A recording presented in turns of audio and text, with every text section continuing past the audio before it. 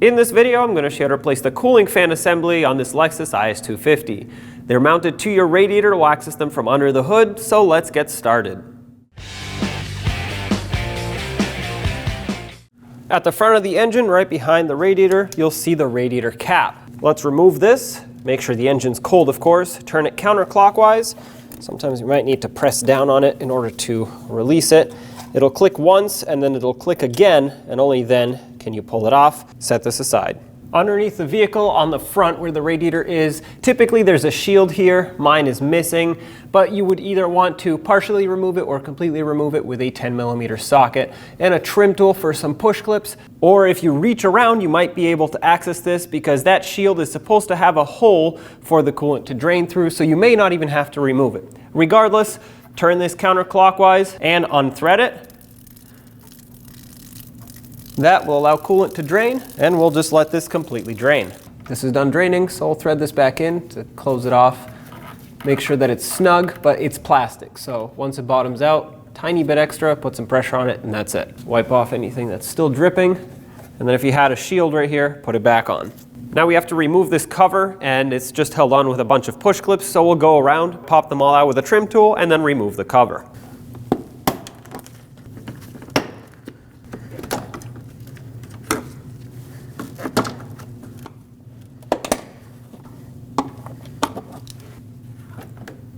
We have to remove this air intake duct, and it's clipped on with a push clip on one side and a bolt on the other side. Let's start with the push clip. This is the style that you have to press down to unlock it. Using a trim tool, remove it. On the other side, it should be a 10mm headed fastener. However, mine has been replaced, so I'm using a Torx to remove it.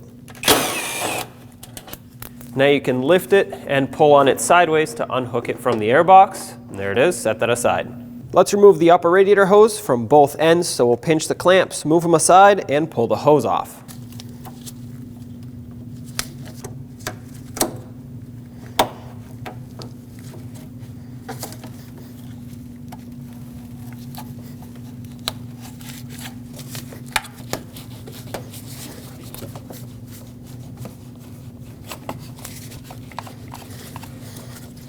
Set this aside. Pop off the coolant overflow cap with the hose, and we'll set this aside. There are now two 10mm bolts to remove, one on the left, one on the right, and we'll pop this wiring harness off as well. Using needle nose pliers, I'm going to pinch the two sides of the clip on this harness, pop it out, and then we'll get the two bolts.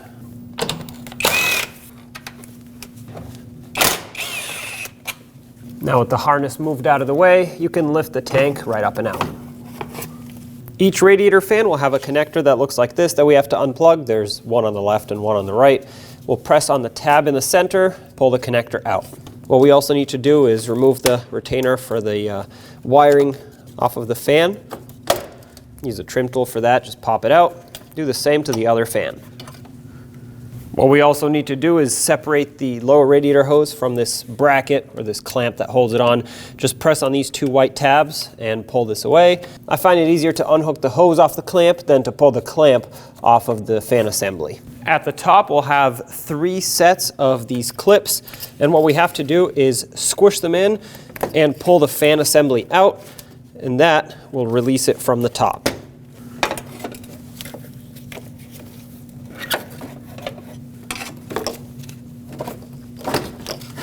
Okay, there's the fan. Now just very gently and carefully lift up the fan assembly, trying not to damage anything that's in the way, of course. Watch out for wires and hoses.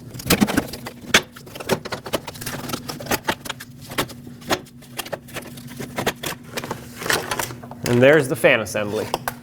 Looking at the old fan assembly, we can see these two tabs that need to be popped off so we can remove the retainer for that lower radiator hose. What we need to do is actually squeeze them in. Just like this. I'm using a screwdriver to press on them. Once you squeeze them in enough, the retainer, the clip, will pop through. And all we need to do is install it on the new fan assembly.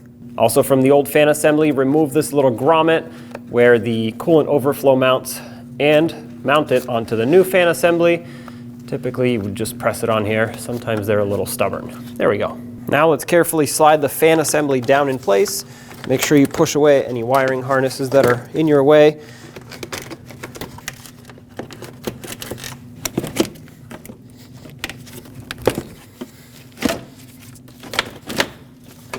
Once you get it past the tight spots, it should fall right down into place. Once everything's lined up, clip the fan assembly back onto the radiator. Resecure this lower hose on with the white clip. Then resecure the wiring harness and plug in the fan. Once you've plugged in one side, do the same to the other side. Off of the old fan assembly, we have to remove these J-nuts that secure the overflow tank in. Just pry them up and out with a pocket screwdriver. And to secure them, simply slide them over the new assembly. Push them until they line up with the hole, and they're locked in. Install the overflow tank. Make sure it lines up with that pin on the bottom. We'll resecure this harness and resecure it with the 2 bolts.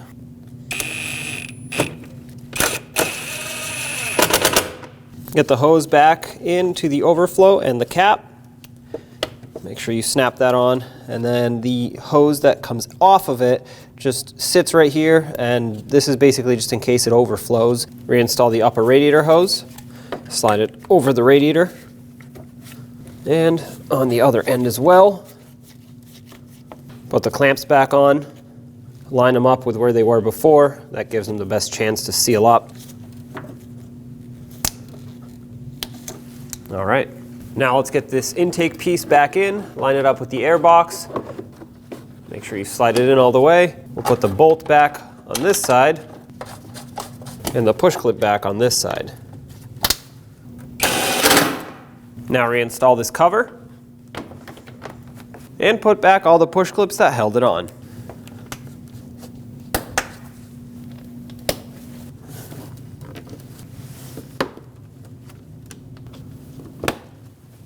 And that's installed. It's time to fill up our cooling system, and I recommend using one of these spill-proof funnels if you have access to one, because it makes it a whole lot easier to fill without spilling, of course, and it helps in the bleeding process. This is now the highest point in the system, and naturally air is going to want to rise up into this funnel as coolant gets pulled in. We're going to fill up this funnel and let it bubble out. We're going to keep filling it until no more air bubbles come out of the funnel. Once it has settled, turn the vehicle on and let the engine run. That's going to circulate the coolant through the system as the water pump pumps it through. Therefore, we'll push any excess air out of the system and pull in all the coolant. Turn the temperature of the heat all the way up inside the vehicle with the blower set to low so it doesn't cool the engine off too much, and just feel for it. You want to make sure it's blowing really hot air out of the vents so that you know the heater core is full of coolant. Once the engine is at operating temperature, the thermostat has opened up and the air bubbles are no longer showing up in the funnel, you know the coolant system is bled. At that point, we can remove the funnel. All right, let's pull our funnel off. Reinstall the radiator cap. Make sure you lock it in fully, and that is filled up. When only the best will do, demand TRQ. The only company that lets you view before you do. TRQ is committed to offering the highest quality aftermarket auto parts that are engineered for peace of mind. Thanks for using and viewing with TRQ.